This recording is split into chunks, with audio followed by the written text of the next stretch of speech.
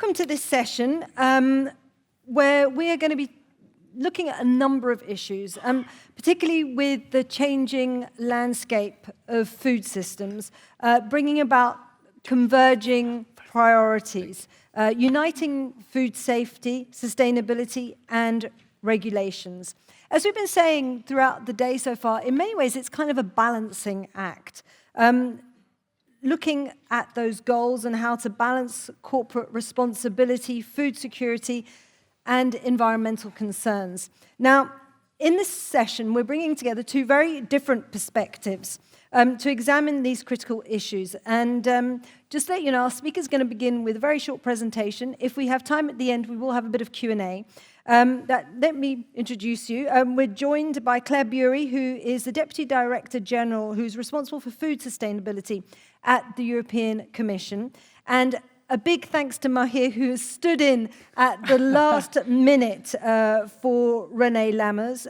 So Mahir Bhagia is the Vice President of Global Food Safety and Quality. Now, Renee has unfortunately fallen sick with food poisoning.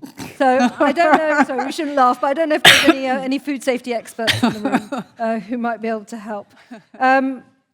So first of all, Mahir, just tell us a little bit about your own journey and how that fits into kind of PepsiCo's vision and mission when it comes to food safety. Great. So thank you, Isabel. Let me first talk about PepsiCo. PepsiCo is a $92 billion annual revenue company, the largest food and beverage operator in the US, and globally it is the second largest after Nestle. And yes, the name on the board is Pepsi or PepsiCo, which essentially means beverages, but some of you might know that we also produce snacks like Lay's, Doritos, Quaker, Cheetos, and we also have a very large dairy business. We are the #1 dairy producer in Russia, even during the geopolitical situation, and also many of the erstwhile USSR countries. We have a large dairy business in Brazil. Apart from that, in China, we have ready-to-eat meat. So, you may or may not like chicken feet, but in China, we produce ready-to-eat chicken feet, which is considered to be a delicacy. So all kinds of products facing all kinds of food safety issues, and yet giving the right quality to the consumer. Now, talking a little bit about myself, Mahir Bhagia, born and brought up in India. I'm a chemical engineer, then I did masters in process engineering, and last 28 years, a little more than 28 years with PepsiCo. I started in a plant doing various plant roles, then I became a plant manager, then I became head of quality in India beverages, then I got a chance to move to US. In our headquarters, I did work on various commercialization technologies, hot fill, aseptic, and then Dubai, 3.5 years, taking care of AMESA region, at that time, quality food safety, then back to US. Again, different things, including digitalization. So people are talking about AI, digitization. I have done digitization for R&D. And now my current role of Vice President of Food Safety and Quality globally for PepsiCo. Thank you. But it's always very interesting to hear how these kind of paths wind to becoming like a food safety expert at a company like PepsiCo. So Claire, tell us a little bit about your role at the European Commission and the nexus, I suppose, between food safety and food sustainability. Okay, so thanks very much. It's great to be here today. So I'm responsible at the European Commission for food safety and food sustainability, and I think they've become much more intertwined over the last 4 or 5 years. I'm based in Brussels, which is, of course, the home of the European institutions. I'm responsible for the application and development of European law on food, so that covers plant and animal health, it covers food hygiene, covers what we call the official controls. Pesticides, contaminants, novel foods, and biotechnology. And we also have a number of data networks that operate. I was very happy to talk earlier on to one of the guys on the stand downstairs and see how they use the data that we have in the so-called RAS and the traces systems, really seeing in practice how that data can be used. And I think it must be a bit of a theme because my previous job was digital as well. So I moved from digital to food safety. I interact a lot, of course, with the food safety authorities across the EU, so people like Pamela, who you heard from this morning, she's one of my colleagues, and I also work a lot with the European Food Safety Authority, which is in Parma in Italy. And I just had a quick question on that, which is, how many people in the room have had direct interactions with EFSA, the Food Safety Authority? Does anybody? Okay, already quite a few. And then maybe a little bit wider question, who's heard of EFSA and has an idea what it does? Okay, great, so we're in business here, right? I asked the question as well because we're evaluating EFSA at the moment, so those of you who have direct contact with EFSA, please respond and give us some input about your experience, because over the next year or so, we're going to be looking at how we can improve the EFSA performance and experiences. So all of you who are interested, please, now is the time to put up your hand and give us some information about how you think EFSA works or doesn't work, because obviously I hear lots of good things, but I hear some not so good things as well. Obviously, food safety for us is non-negotiable. I'm taking the words of Pamela and also Noel Keeley, who said that this morning. We have rules which have been in place. The main corpus of the rules now dates back to 2002 after the BSE crisis here in Europe. And I think we now have a good gold standard in world terms. But of course, we can always improve and we can always be better. And one of the areas where we've been working over the last couple of years is on this sustainability. So not just looking at safety in the food chain, but also the sustainability of the food chain as a system and how it works. For example, reducing the amount of chemical pesticides and really looking at how and assisting and helping companies to be more sustainable in the way that they operate.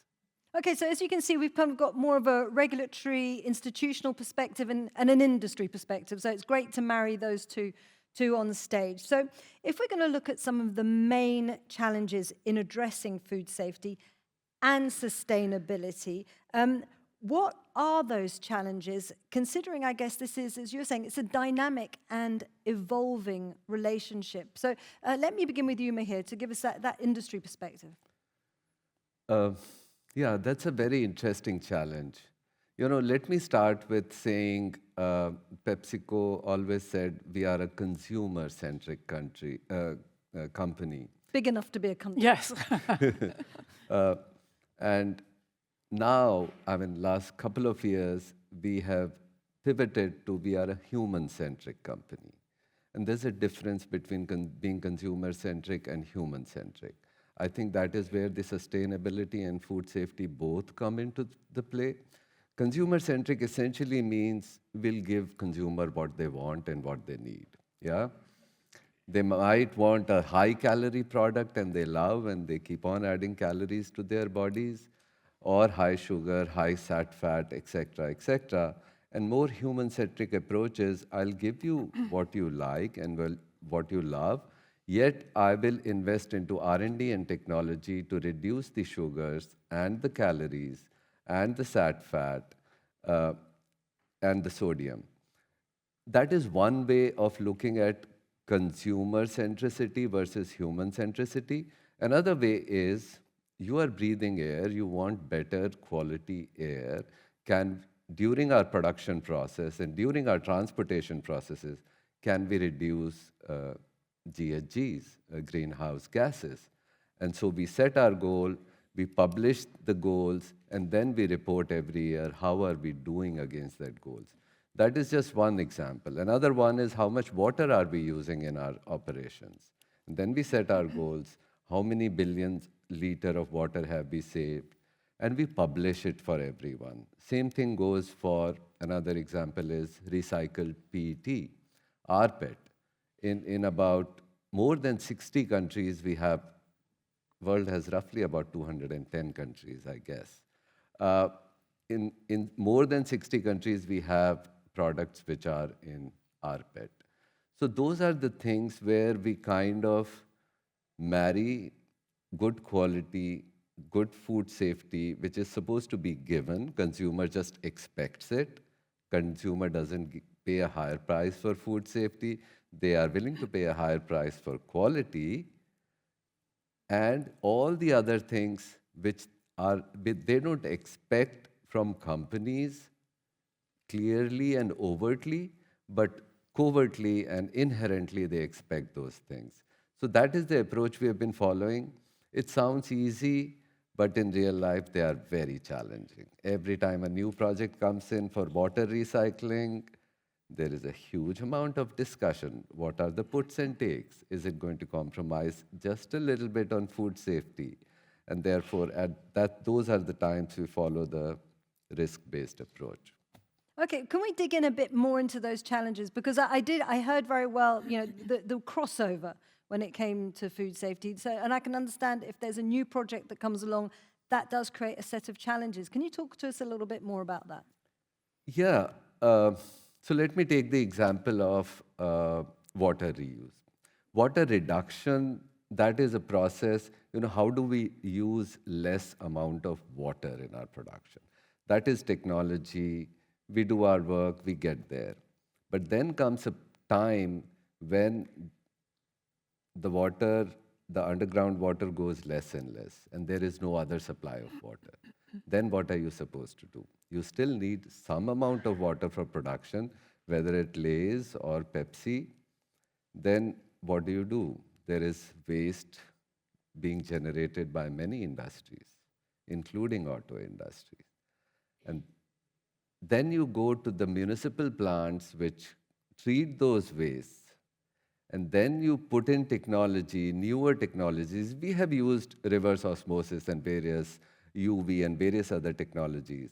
But then you go to the next level of technology. Right now we are using membrane bioreactor in order to convert wastewater into drinking water quality, WHO drinking water quality, that we are happy and confident to drink ourselves and then use it during our production process. That's one example.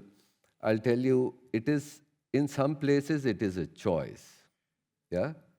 You can get fresh water, and just to be a good citizen of the world, you decide to recycle water. There are places where there are no choice. Example, the latest project that comes to my mind is Indonesia. There was like, thou shall not use fresh water, even if it is available. All right. So the only water available is the wastewater, and then you put in whatever project and technology is required. So there are places where government forces us to do it, and we have to be ready with a technological solution. Amazing, that's super interesting. And so what about you, Claire, in your kind of line?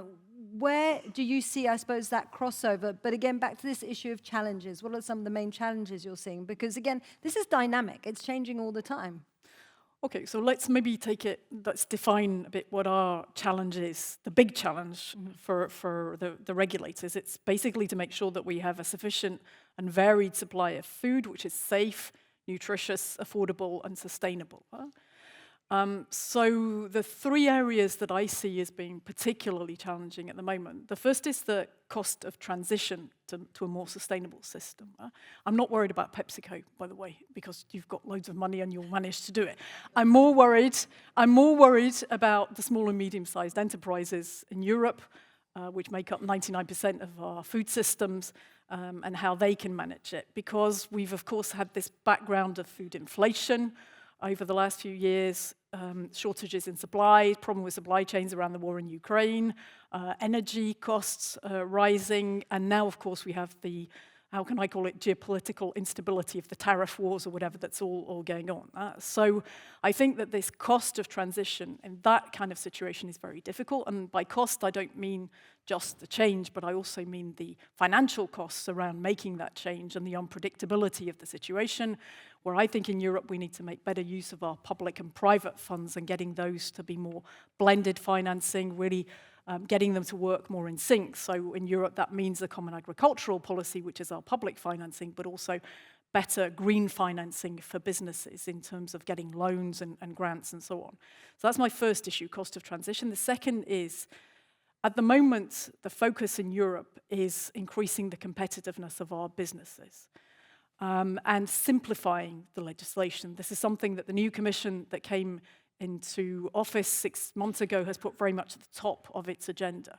So we will be looking, of course, at all our legislation in the food safety and sustainability area and seeing where it can be simplified, made easier for business. But for me, the challenge there is keeping our high standards of food safety and yet simplifying the systems. So we want to simplify but not deregulate in a way which is going to be harmful for business and for consumers. So I see that as being a real challenge over the next 5 years. And last, of course, I mentioned it already, but it is this global landscape. Our rules in Europe have been regarded by partners of us in the past as an irritant, the rules on GMOs, the rules on hormones, etc. No? So in this now globally very unstable environment, people will take a pot shot at us for that. No? To be honest, I think we're probably in the third line because I think that as part of this turbulence that's going on, it'll be mainly the tech rules and the fact that we don't spend enough on defense that'll be the first leverage points, if you like, and the food safety will be rather in the back line. But I want to make sure that what we do is very credible globally and that we stay as a reliable, resilient and convincing partner in terms of what we do on food safety. And that means food safety in other parts of the world as well, where they have issues not just with making sure that the food is nutritious and safe, but also that the food actually reaches the people that need it, because that's part of what we're engaged in as well. Okay, so three main pillars there. So, cost involved in the transition, competition, and simplification, which is no easy task, I think, when it comes to the European Commission, and maintaining this credibility. So three very big, important pillars there. But, if we're looking at this balance, and so let's get into the nuts and bolts in some respects. If we're looking at this balance between advancing sustainability goals and maintaining these rigorous food safety standards, how is the European Commission going to approach this while keeping within its very firm policy frameworks? Well, obviously, I mean, we have the basics, no, but we have to adapt the basics, and we also, I think, in Europe, it's very important for us to be able to innovate. No? So one area that I would like to mention where I think we are trying to keep that balance of food safety, but look at the sustainability issues and also innovate, is this area of the new genomic techniques or the precision breeding gene editing, yeah? Where we have put forward a proposal 2 years ago, nearly 2 years ago now, to adapt our regulatory framework from the existing GMO framework, which is very clunky and not suited to these new types of techniques, which don't involve taking DNA from one plant and putting them into another, but involve editing the gene sequence within the plants. And the potential in that area is huge in terms of producing seeds that can be more resilient in terms of climate change, reducing the amount of chemical pesticides and so on. So here, again, we're keeping our basic food safety framework. We're very much focused on looking after the environment, taking care of the risks, making sure that the final product for the consumer is safe. But we are adapting the framework. I can go into the details if anyone's interested. But really to make sure that our companies are able to innovate and put products on the market in Europe, because otherwise our innovative capacity, our biotechnology capacity, will not be developed. We're very good at the basic science, but we're not good at bringing it to market in Europe. So we're trying to put in place a framework which is much more proportionate for the risks that are involved with this technology, which are different, and encourage companies, especially these SMEs that are really important for here in Europe, to invest in these products and to take them to the market. Yeah, and I can only imagine, and just as a brief comment, the element of trust, and there is quite a lot of trust in European Commission issues, particularly when it comes to something like genomics, which can make people feel quite wary, will only help support you as you try and push those innovations to scale. But if we continue looking at this question of kind of frameworks and larger frameworks, if you're looking at ESG, Mahir, and from PepsiCo's perspective, how do you integrate these safety considerations? And you did just touch upon it lightly, but if you could give us some more examples, how are you kind of integrating food safety considerations into these this broader ESG framework in terms of innovations, in terms of like packaging innovation, water usage you've talked about, but also sustainable sourcing? Absolutely. Great question. But thank you, Claire, for calling us rich. I didn't say that. I said you were big. I didn't say you It were doesn't rich feel necessarily. like when I go for, when I go to the XCOM for asking for huge investment or upgrading newer mergers and acquisitions. So, it may feel like before I come to your question, I just want to have that conversation. And people, please feel free to ask any questions. We are here for a conversation, a true conversation. So, we acquire many companies. Recently, we acquired a company called Sabra, hummus, there's a completely different process. They have a factory in Mexico, they have a factory in Virginia, US, and they have a factory in Australia. Completely different processes, same product, completely different food safety challenges. Some needs a huge amount of capital investment to upgrade them to what we call as PepsiCo standards. And it's a very interesting thing. Pepsi, we operate in more than 200 countries. Some are well regulated, like US FDA, USDA, European Commission. Others are regulated differently. Example, in China, I will never say which one is better or which one is not. But they have a completely different emphasis on regulation. They will insist, in China, they insist on finished product pathogen testing, for example. And US FDA is completely fine with doing everything else, example, environmental pathogen monitoring, and therefore sustaining everything, using sanitation as a preventive control as long as it is part of your food safety plan. So food safety professional here will understand the terminologies that I'm using. And then there are developing countries where the only requirement is produce safe food without defining what is the meaning of safe food. And then it falls on companies like PepsiCo to define a PepsiCo standard. It doesn't matter whether we are working in Sri Lanka or Bangladesh or Uganda. This is the bare minimum which every PepsiCo product will have the level of assurance of food safety, irrespective of the regulatory requirements. Yeah. So that is just one clarification. Now, your question was more about sustainable. Oh, yeah, I was just completely enthralled by what you were saying. So my question was about frameworks and ESG, kind of like having the ESG framework. Yeah, I got it. So now coming back to your question, which is a very important question, ESG, how many people really know? Give me an honest answer. What does ESG stand for? Some are fully raised hands, some are reluctantly raised hand, I'm not sure. So thank you very much. Half the people don't know what ESG stands for. Environmental, social, and governance. Yeah? It covers the whole lot of areas that is important to the world, and therefore that is one way of forcing businesses to have KPIs, key performance indices, in those areas. What is your greenhouse gas emission? What is the amount of water you use per kg or per liter of your product? Those are the things which a stock market will not typically ask, but because of this last 10 to 15-year journey of ESGs, there are groups and there are mutual funds which have consciously started investing more into companies where they see a better ESG performance. So you understand what I'm saying? Consumers they just assume the product is safe. They will buy your product if it tastes better, right? Compared to the competition. That's a competitive advantage. You have one food safety incident and they will stop buying your product. Yeah? So that is almost like it's a given. Otherwise, I'm going. Now, stock market typically in the past used to, stock market, stock price, the traders will reward you with higher price if your profits are higher, correct? Typically. Let's say, where is the ESG portion coming in from?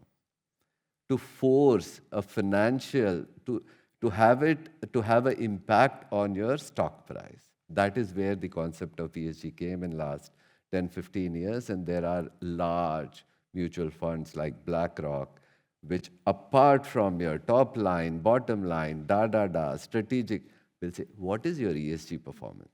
Which means, are you prepared? Availability of good water is going down. Water-stressed areas, I knew of some in some countries. Now I find water-stressed areas in US. Yeah? So water-stressed areas are becoming more and more. So is the company looking 10, 20 years ahead is essentially what they are trying to see. Yeah? Not just doing good for the sake of being good. That is where ESG comes in. So, if we say we'll increase our RPET, stands for recycled PET,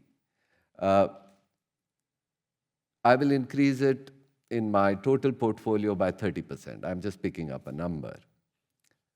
You said global production 30%, and yet there are countries, by law, they will not allow you to use RPET.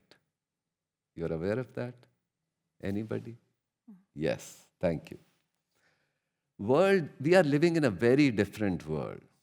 You think RPET is good for the world, regulators will encourage you, right? There are regulators which will say, sorry, not allowed, because right now I'm not satisfied with the safety of the RPET. Correct? You understand the safety of RPET, chemical contaminants? We are all good human beings, or supposed to be good human beings. We are supposed to put the right thing, PET in PET, cans there and landfill there. Sometimes we are human beings, we make mistakes. Some people just don't care. A mixed thing goes into a recycler, right? All kinds of chemical contaminants are in there. Somebody may have put in a waste cartridge from a printer into a RPET, and it ends up there. So I've been to a recycler, and the amount of technology that they go through in order to make sure. Then we were at a stage, are there any regulations? For water, there are regulations. There's a WHO drinking water standard, there is a EPA drinking water standard, EU OCRs. For RPET, there was a time when, how do I say it is safe enough? Because there are hundreds of chemical contaminants. So industry came together. All the major, I know Coca-Cola, Pepsi, Nestle, Danone, and together they put their scientists and said, we are going to come up with a standard and how to check for it and put a process behind it, and gradually worked with the regulators to put them into regulations. It is into regulations only in some of the countries, but we follow the same standards everywhere. Those are a few examples. How do you really marry food safety with ESG goals? Yeah, and I suppose it's embedded at every level as well. So, Claire, how do you think then that regulators can work better with industry to, improve food safety standards, but always keeping this eye on ESG, as Mahir was just explaining? Okay, so I think I'd like to talk about 3 levels on that to give some examples. The first is that recently the Commission has come up with its new vision on agriculture and food. I mentioned this Commission has been in office for 6 months, and now we have a vision which sets out what we should do to improve the competitiveness of the agri-food industry. So as part of that, there was a strategic dialogue upstream, which involved all the operators, from the farmers, the NGOs, food producers, everybody in the room together to talk about what was needed.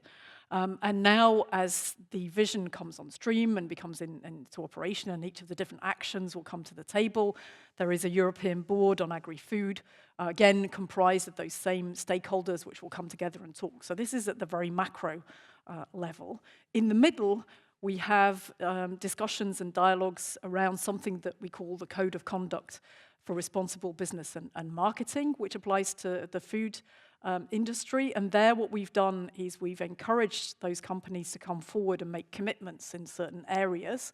And as part of that, they can bring their existing ESG reporting and governance to the table and show what they're doing. The motivation for this is really to give companies a possibility to showcase what they're doing, and it's very much focused on the food industry so that it's an overall framework which allows them to really be visible to their clients and to the consumers. And that code of conduct will now continue to be developed. And then if I go into really the micro stage in terms of what happens when companies have to go to the European Food Safety Authority for authorization of their products, obviously there needs to be a dialogue between the industry and the regulators.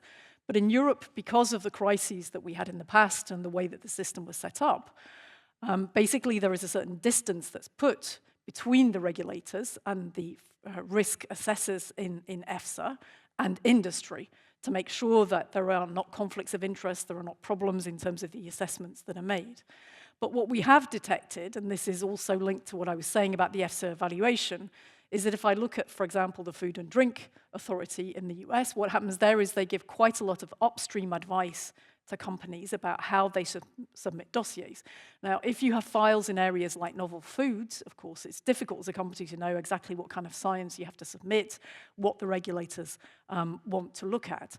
And EFSA has some flexibility around the administrative advice that it gives to companies in terms of how they should submit their applications, and in particular there, over the last year or so, we've been helping the smaller companies to better understand what needs to be done.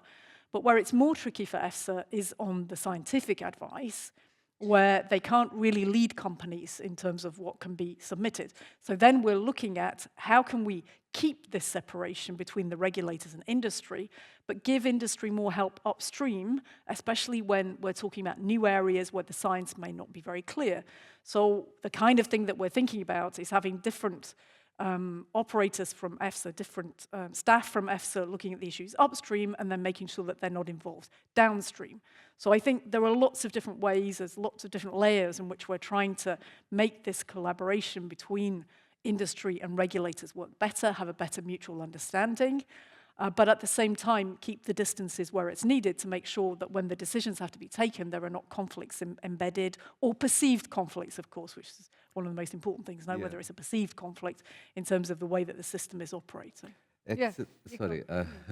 Excellent and very comprehensive answer, Claire. I thought I'll just bring in, we are sitting in the GFSI forum, and GFSI is supposed to be, it is the benchmarking of the food safety standards for the currently 13 available schemes, right? So that emerged as, when GFSI started 23 years ago, 24. But before that, everybody would go and audit, or every retailer will ask for an audit of a Pepsi plant. I'm just taking it as an example. Costco will come and audit our plant before taking it, then Walmart will come, and then Pick and Pay will come. Everybody is doing the same audit. And GFSI kind of harmonized. Everybody on the same benchmark level. Can we have one audit that is acceptable to everyone? We have reached a stage of quite a maturity. More needs to be done, of course. Then comes the level, what do the regulators do? Beyond, scientific evaluation, newer technologies, agricultural practices, they also come and visit our factories and manufacturing plants, right? Their purpose is the same as these audits. Of course, regulators have their responsibility. They are completely independent. They are supposed to take care of food safety, and from a government and consumer point of view. completely independent body. And therefore, we have started this subcommittee within GFSI, which is public-private partnership, that and we have a meeting with 7 regulators Thursday evening here, uh, where we are going to talk about, can you use the GFSI certification as an entry-level primary audit in order to decide at what frequency you are going to come, and if you feel, based on various other factors. Again, not to replace the FDA or OCR audits, but as something that, another data point that you can use to decide what the frequency is, like the risk-based approach. That's another example of public-private partnership. Which is vital, as Claire was saying. Look, we've got time for a couple of questions. I don't know if there are any questions in the room. If there are, do raise your hands. If not, I have plenty of questions up my sleeve. Okay, we have a question there. There's just kind of middle table, second row.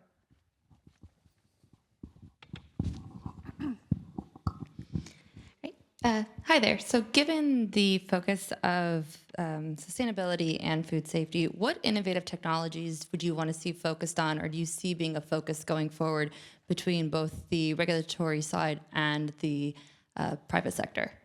Okay, well, let's begin. Will you take that, Claire, and then add a little bit, because I think you probably have very different visions. Okay, sure. So I think, first of all, if we're talking about technology generally, and there's plenty of it on display downstairs, now the whole digital technology and the data, and being able to use the data. As I was mentioning, I saw that Food Akai, one of the companies down there, which does the food risk intelligence, which is powered by AI, basically takes the data that we make available as regulators and joins the dots on it and then gives companies information. But I think the most important area, of course, is biotechnology, the one that I was mentioning before, around what we're trying to do on the new genomic techniques, given the huge potential those techniques have. We've started with plants because that's where we see the greatest potential. It's probably also the least, or it's less controversial, let's say, than if we were doing animals or microorganisms. So we've started with that in the hope that we can make progress. But I think from the EU's perspective, again, this new commission has highlighted 3 areas. One is life sciences, and the safe development of life sciences-based innovation, which I think is also very relevant, of course, generally for the food industry. Secondly, we're going to have a bioeconomy strategy, and there I would put in that, I think, things like fermentation and the GMMs and so on, and facilitating their growth, but making sure that the potential risks are also properly taken care of. And then, of course, a Biotechnology Act. Again, some of that will be in health, some of that will be for human health, but I think also the areas of food potentially could go into that. I've mentioned a strategy and an act. You might be saying, well, what's the difference between the two? I think the strategy may come with proposals for legislation in different areas, but the act will already, I think, come with some very specific proposals of areas which need to be changed for there to be progress. But I think overall what we're trying to do with this is to bring science into the real world, make the science that we've got connected with the challenges that we have in the food systems. So really kind of joining those two up. Of course, how you can make the most of that depends a lot, I think, on what you were saying, Isabel, about the consumer awareness and better understanding. And that's where I think that industry comes in as well, because you have a very important role in communicating with consumers and helping them to understand the new technologies, what they mean, the potential, and also the benefits of them. And I think also that these new food sources, these new protein sources, which are so important for us all, are not necessarily going to compete with the existing agri-food system. No, they will complement the existing system, and they're not something which is going to take a huge piece of the pie, for example, away from the farmers. No, but we need to develop these food sources, otherwise we will not be able to meet these food security challenges. We haven't talked so much about that in this session. No, we talked more about the sustainability and the safety, but the security issues, unless we can find some alternative food sources for protein. So. Mihir, do you have anything to add very briefly, though? Yeah, thank you, Claire. 2 things come to my mind as an example.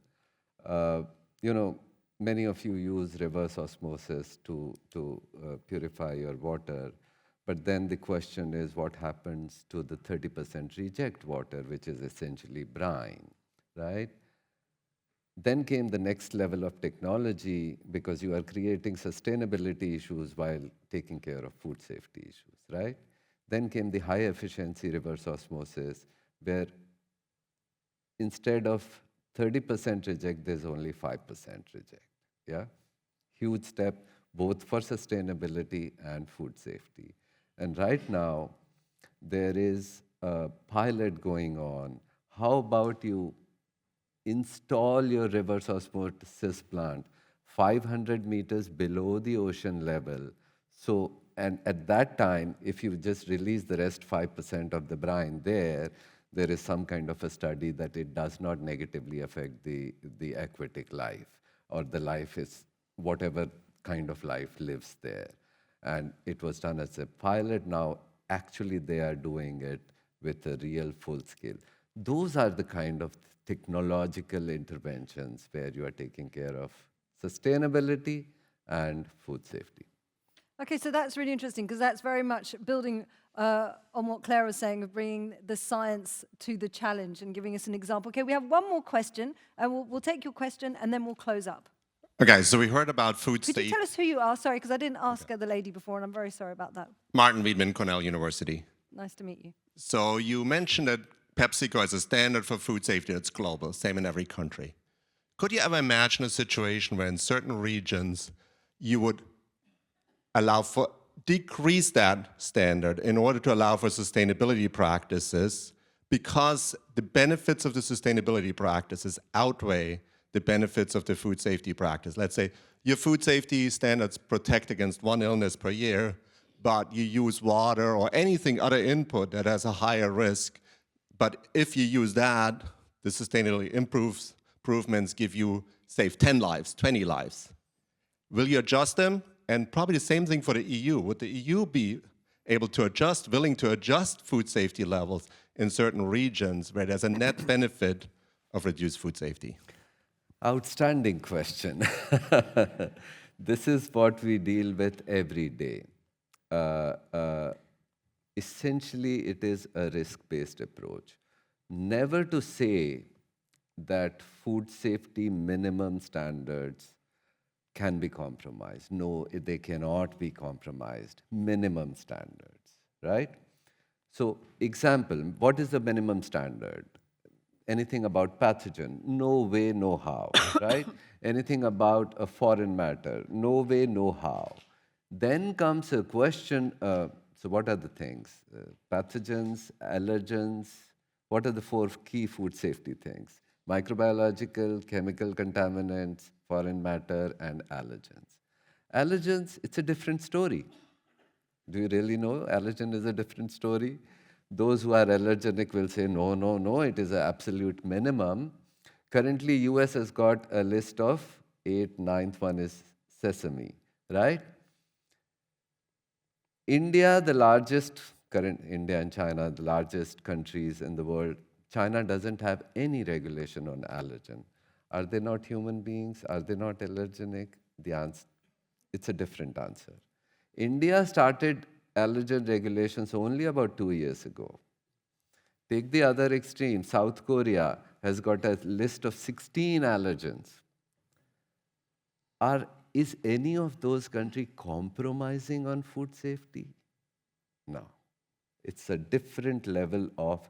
So if you don't have a regulation for peanuts or milk, is the government of that country compromising on food safety? No, the answer is much more layered. I think that is where you are going, and therefore those are the things we have to keep into consideration as PepsiCo as we move to all of those 200 countries. And you are 100% right. The kind of recycling, the technological intervention we discovered in the developing world in order to use less and less of water, unless we would have never went to that technological solution if we were just living in the developed world. So over to you, Claire. Do you have anything to add about that? It's a very difficult balance, isn't it, when you've got 2 very important imperatives there that you're trying to meet? Yeah, I think it's very difficult when you put it in the terms that you did know, which is you compromise one against the other, because I think then the answer always has to be no compromise on food safety. But that said, I think obviously there are situations that we see where we need to adapt, maybe, to be able to better take account of particular circumstances. So one area that comes to mind for me is food waste, a loss, because obviously that's an area where we're working very hard to try and reduce food waste. We've just passed a piece of legislation that sets higher targets for everybody. So we're looking at any of the regulatory obstacles that might come about, which mean that it's stopping food waste efforts. So we had a list of those, and we'll go through them. And one area that in particular I'm thinking of as well, it's an incident that happened a couple of years ago about ethylene oxide in sesame seeds, which found their way into vanilla ice cream and so on, and there were lots of products that had to be destroyed, partly because we didn't have the right detection techniques in place at the time. But as part of what happened during that crisis, we actually evolved those techniques and then are much better able, I think, in a way that would have stopped so much food being wasted at the end of the day. So I think, where we encounter obstacles and we have other policy objectives, then we may need to adapt without necessarily saying we compromise on food safety. Yeah? Well, I feel like we've just scratched the surface, and we are going to have to close off now because we have just flipped over time. But, as Mahir said, the conversation does continue. So if you have questions, grab these two. Thank you very much for that. I think, this is all feels like kind of part one of like a 5-part series. But the next part of our series is taking place now, and that is a break. So do continue those conversations. There are going to be some tech talks that are sponsored by LRQA and TraceGens. Some special sessions later with Rentokil Initial and Neogen, and then right at the end of the evening, some breakout sessions. But thank you very much to our fabulous speakers for enlightening us.